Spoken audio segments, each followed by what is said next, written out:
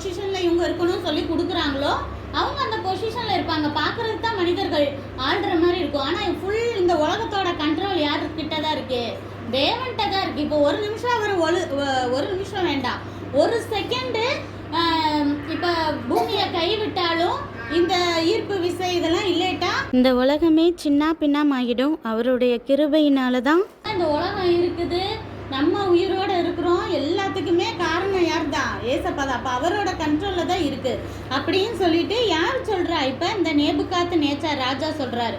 அதை ஒரு இது மாதிரி அவருடைய சாட்சியை சொல்கிறாரு. என்ன சொல்கிறாருன்னா, நான் ரொம்ப சௌக்கியமாக இருந்தேன், எனக்கு எந்த நோய் இல்லை, நான் ரொம்ப ஆரோக்கியமாக இருந்தேன், அரண்மனையில் பயங்கர சொகுசு வாழ்க்கை வாழ்ந்தேன் இப்படின்னு சொடக்கு போட்டால் எனக்கு தண்ணி கொடுக்குறதுக்கும் ஜூஸ் கொடுக்குறதுக்கும் சாப்பாடு கொடுக்குறதுக்கும் ஆட்கள் க்யூவில் நிற்பாங்க.